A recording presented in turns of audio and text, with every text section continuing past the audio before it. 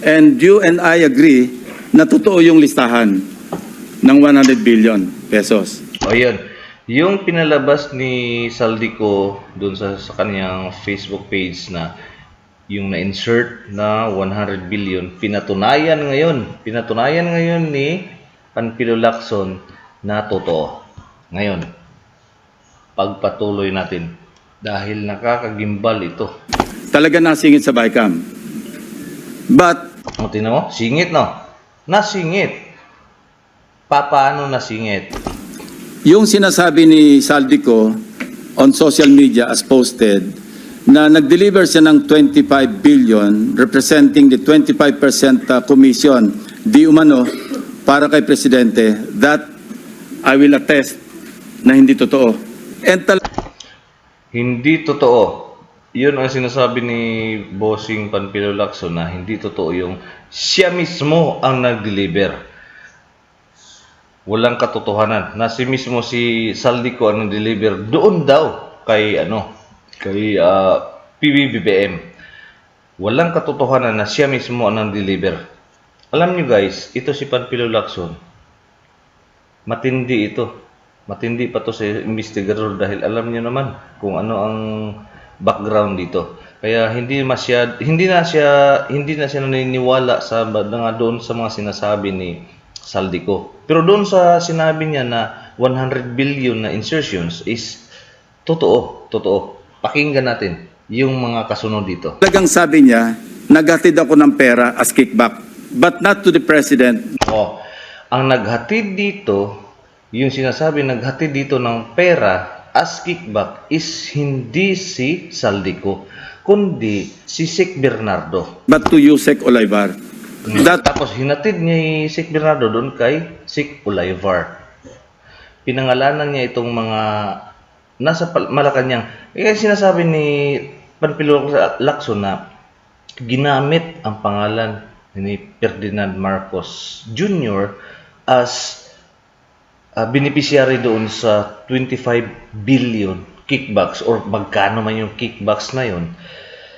Ang pinagdududahan dito ngayon, naniniwala si Panfilo Lacson na itong dalawang tao na to na si Bersamin at si Olivar ang gumamit sa pangalan ni Ferdinand Marcos. Hindi natin alam kung ano talaga ang katotohanan. So ngayon, ipagpatuloy natin para malaman natin kung ano talaga.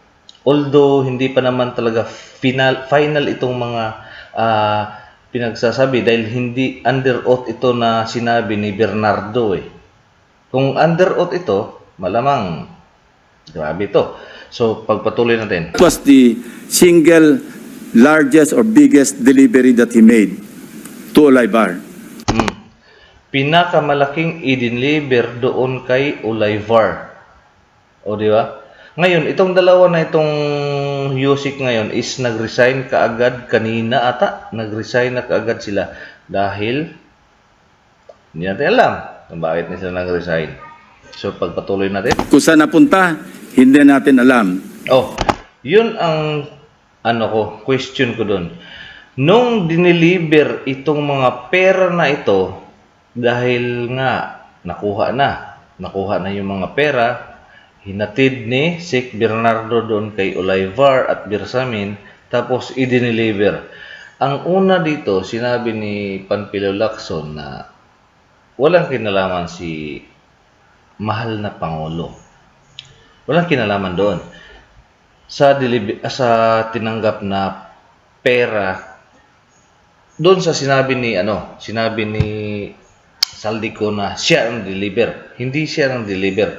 Dahil ang nag-deliver is si Sec Bernardo. Ito, siya ang nag-deliver. Pero dineliver doon sa mga ito, kay Olivar at kay Bersamin. Doon i-deliver. Pagkatapos i-deliver dito sa mga tao na ito is armored van. Hindi na niya alam kung saan na papunta. Di ba? Nakapagtataka. Saan kaya papunta? Pagpatuloy natin. And you and I agree na totoo yung listahan ng 100 billion pesos. Talaga nasingit sa BICAM.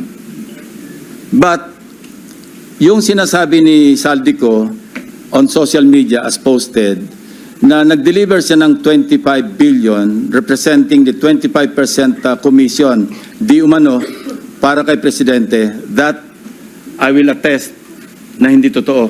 No? Yun talaga absolutely untrue or false. Untrue or Agree naman ako doon kasi mukha kasing tumatakas na si Saldico doon sa pananagutan niya. Biruin mo ba naman? Sasabihin niya na wala siyang kinalaman. Tapos ang may kinalaman is si Romualdez at si Marcos. Mahirap naman paniwalaan yan, di ba mga kababayan? Mahirap paniwalaan yan.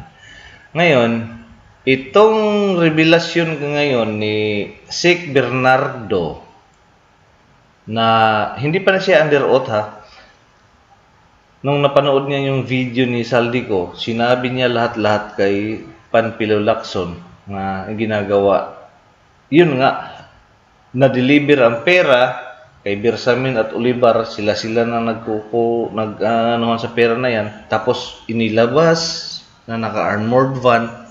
Tapos yung sinabi niya kanina, di ba, narinig nyo na hindi na natin alam kung saan papunta. Imposible naman siguro kung sa kanila lang yung mapunta yung bilyon-bilyon na yun. Pero wala tayong pinagbibintangan. Basta sinabi lang ni Panfilo Lacson na hindi ko alam kung saan papunta yun pagkatapos i-deliver mula doon sa container van. So pagpatuloy natin mga idol. completely false. Why?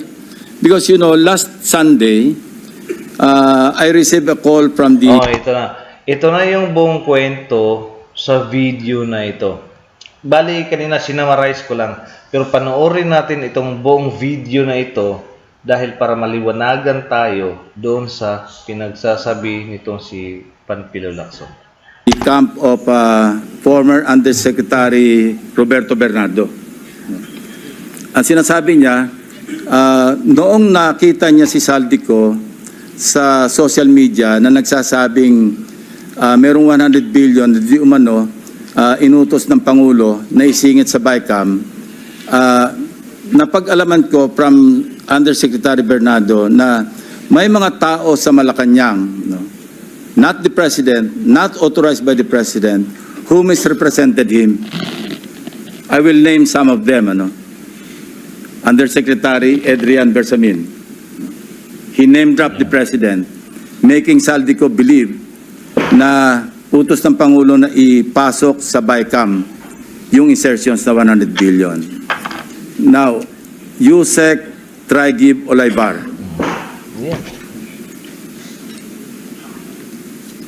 Other personalities. Anyway, regarding the 100 billion, binrek down, kasi nireview niyo yung kanyang notes.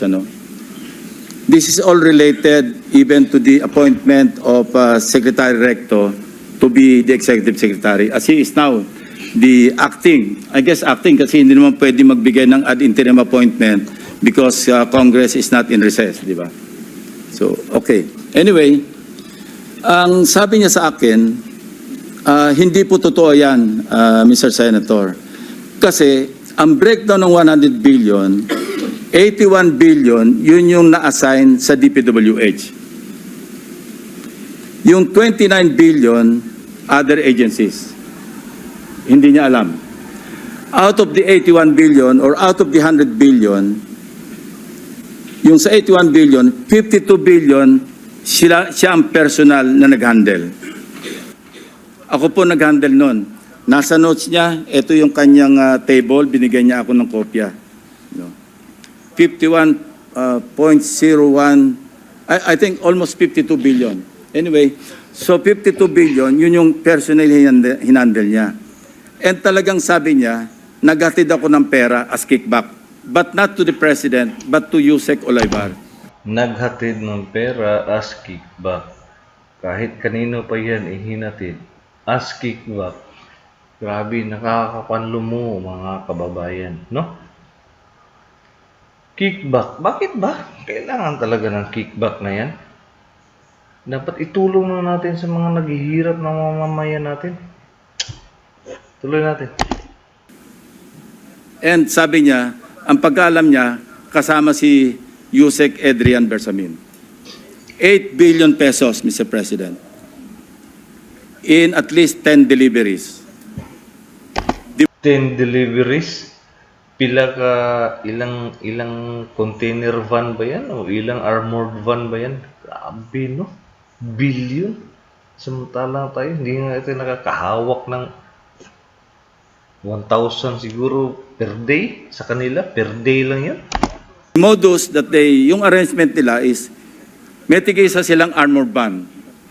May armored van si Yusek Olaybar, may armored van siya, magpapark sa basement ng Diamond Hotel, darating yung van driven by Olaybar, and possibly, sabi niya, hindi siya sigurado, and possibly along with Adrian Bersamin. Bakante yung armored van, ipapark, idadrive yung isang van na puno ng pera. Ranging from 800 million hanggang 2 billion. Umabot ng 2 billion only because sometime in March, yung kanyang date na sinasabi from, I think, March hanggang April, yung delivery. Very good nga raw siya, sabi ni Yusek Olaybar, kasi nakakapag-deliver. Ang biggest kasi naipon, because March 11, natatandaan niya, inaapuran niya na si Undersecretary Olaybar, nakunin na kasi napupuno na at saka matagal na nakapark. Ang sabi niya, sabi ni Olaybar sa kanya, wag muna kasi magulo ngayon dahil inaaresto si dating Pangulong Duterte.